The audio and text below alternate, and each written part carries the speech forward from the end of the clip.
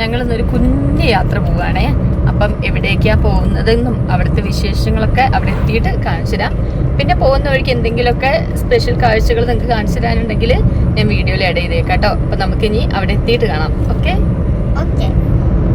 നമ്മളിപ്പോൾ പോകുന്നതിൻ്റെ രണ്ട് വശവും ഇങ്ങനെ ഫോറസ്റ്റാണ് കേട്ടോ. ഈ ഒരു വശത്തൊക്കെ നല്ല ഫോറസ്റ്റാണ്. അതിൽ കൂടിയാണ് നമ്മൾ പോകുന്നത്. നമ്മൾ പോകുന്ന വഴിക്ക് ഇതേ ഇങ്ങനെ നല്ല ഭംഗിയുള്ള വയലാണ് കേട്ടോ. ഒരു സൈഡ് നല്ല ഭംഗിയുള്ള വയലാണ്, പനമരാണ് കേട്ടോ അത് സ്ഥലം. മറ്റേ സൈഡ് ഇതേതുപോലെ മുളയൊക്കെ ആയിട്ട് ഇങ്ങനെ ഒരു കാട് പോലെ. പക്ഷെ ഒരു സൈഡ് നല്ല ഭംഗിയാണ് കേട്ടോ, വയലൊക്കെ ആയിട്ട്. നമ്മളിങ്ങനെ പോകുന്ന വഴിയൊക്കെ നല്ല ഭംഗിയാണ് കേട്ടോ. സൈഡ് ഇങ്ങനെ വയലിൻ്റെ ഈ ക്യാമറയിൽ എന്തോരം ഭംഗിയുണ്ടെന്ന് അറിയില്ല, നേരിട്ട് കാണാൻ നല്ല ഭംഗിയാണ് സ്ഥലങ്ങൾ. അപ്പോൾ നമ്മൾ ഡെസ്റ്റിനേഷനിൽ എത്തിയിട്ടുണ്ട്. ഇത് കൊയിലേരി പാലത്തിൻ്റെ സൈഡിലുള്ള ഒരു പ്ലേസാണ്. അപ്പോൾ നമ്മളൊരു വളവാണ്. അപ്പോൾ അതിനനുസരിച്ച് നമ്മൾ സേഫായിട്ട് സൈഡിലോട്ട് കാറ് പാർക്ക് ചെയ്ത് പിന്നെ താഴേക്ക് ഇങ്ങനെ ഇറങ്ങി നടക്കണം. അപ്പോൾ ഈ നടക്കുന്ന ഒരു രണ്ട് ഭാഗവും കണ്ടു കഴിഞ്ഞാൽ നല്ല ഫോറസ്റ്റിൻ്റെ ഉള്ളിൽ കൂടെ പോകുന്ന പോലെ ഉണ്ട്. നല്ല ഭംഗിയാണ് കേട്ടോ കാണാനായിട്ട്. അപ്പോൾ നമുക്ക് ഫോട്ടോ എടുക്കാനും ഒക്കെ തന്നെ നല്ല ഭംഗിയുള്ളൊരു ഏരിയയാണ്.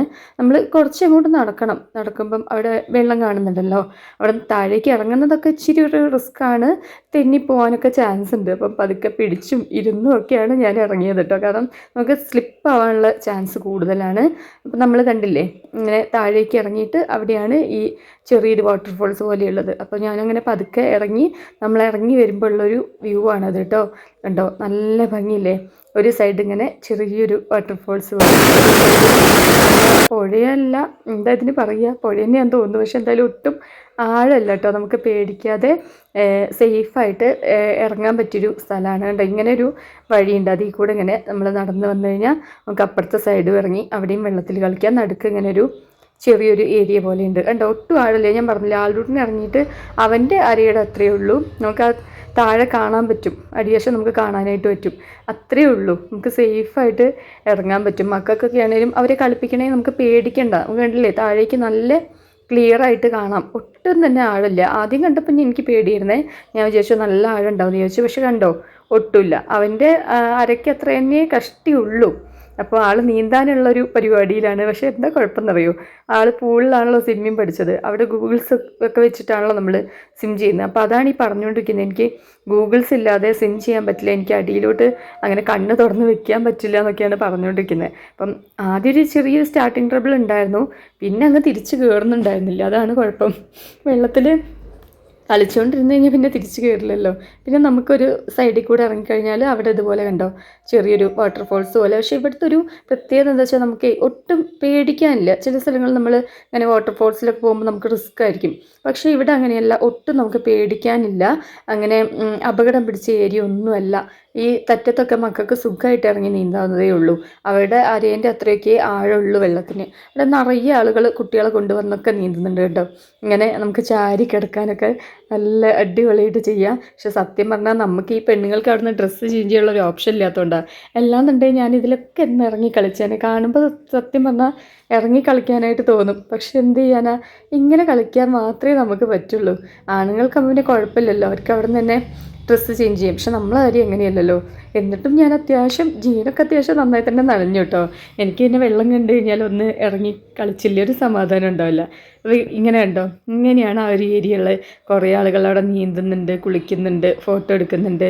പിന്നെ ഒരു സൈഡിൽ ഇവിടെ അടുത്തുള്ള ആളുകളാണെന്ന് തോന്നുന്നു, അവിടെ അലക്കുന്നൊക്കെ ഉണ്ട്. ഇതേ കണ്ടോ കൊയിലേരി പാലം, അതിൻ്റെ തൊട്ട് താഴെയായിട്ടാണ് ഈ ഏരിയ വരുന്നത്. ഇവിടെ കാണാനായിട്ട് നല്ല ഭംഗിയാണ് കേട്ടോ. അതേ കണ്ടില്ല ഇങ്ങനെ ചുറ്റും അവിടെ കുറേ ആൾക്കാർ കുളിക്കുന്നൊക്കെ ഉണ്ട്, പിന്നെ അതുപോലെ നീന്തുന്നുണ്ട്. നല്ല അടിപൊളി ഒരു സ്ഥലമാണ്. നമുക്ക് സേഫായിട്ട് മക്കളെയും കൊണ്ട് വരാൻ പറ്റിയൊരു സ്ഥലമാണ്. ഞാൻ ആൾറൂട്ടിനെ കാണിച്ചു തരാം. ഇതേ കണ്ടോ ഇവിടെ ഇരുന്ന് കളിക്കുന്നത് വെള്ളത്തിൽ. നമുക്ക് ധൈര്യമായിട്ട് മക്കളെ ഇറക്കാം, ഒന്നും പേടിക്കാതെ. ഒട്ടും ആഴല്ല, കണ്ടോ അടി കാണുന്നത് കണ്ടോ. ഇത് ഇത്രയേ ഉള്ളൂ. ഇങ്ങനെയുള്ള സ്ഥലമുണ്ട് സേഫായിട്ട്. അപ്പോൾ മക്കളൊക്കെ നിന്ന് കളിക്കാനും പേടിക്കാതെ നമുക്ക് അവരെ വെള്ളത്തിലിറക്കാനൊക്കെ പറ്റിയൊരു സ്ഥലമാണ്. നല്ല ഭംഗിയാണ്.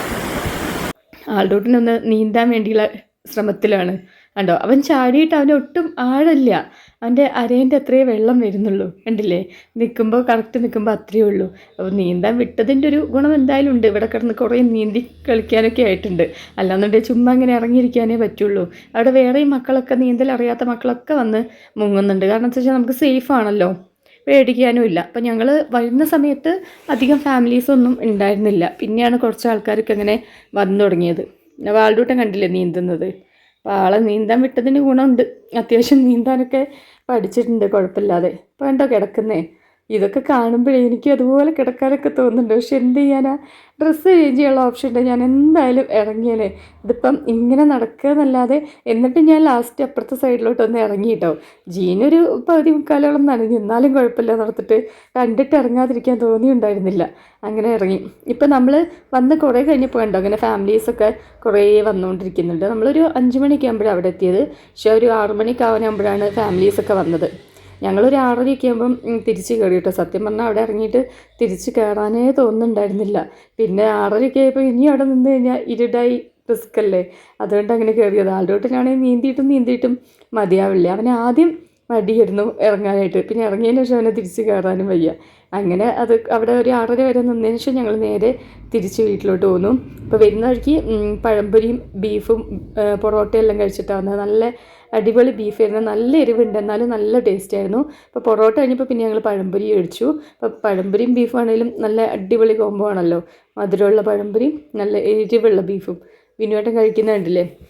ഞാൻ വീണ്ടും പൊറോട്ട കഴിച്ചപ്പോൾ കഴിഞ്ഞു, അതുകൊണ്ട് പിന്നെ പഴംപൊരി മേടിച്ചതാണ്. നല്ല എരിവുള്ള ഈ ബീഫും മധുരമുള്ള പഴംപൊരിയും ചൂട് കട്ടൻ ചായയും അടിപൊളിയല്ലേ. അതുപോരാത്തിന് പിന്നെ ആ മീൻ മുളകിട്ടതിൻ്റെ ആ ഗ്രേവിയും കുട്ടിയിലും വിനുവേട്ടൻ കഴിച്ചിരുന്നു. ഞങ്ങൾ കഴിച്ചുകൊണ്ടിരിക്കുമ്പോൾ കറണ്ട് പോയി. കഴിച്ച് പകുതിയപ്പോഴും സത്യം പറഞ്ഞ വീഡിയോൻ്റെ കാര്യം ഞാൻ ഓർത്തത്. ഇതിൽ നിന്ന് ബത്തേരിക്ക് വരുന്ന വഴിക്ക് ഇവിടെ ഒരു സെബസ്ത്യാനോസ് പുണ്യവാളുടെ ഒരു ഗ്രോട്ടോ ഉണ്ട്. നല്ല ഭംഗിയുണ്ട് കേട്ടോ ഇവിടെ കാണാനായിട്ട്. ഉണ്ടാക്കി വെച്ചേക്കുന്നത് ഈ റോഡ് സൈഡിൽ തന്നെയാണ്.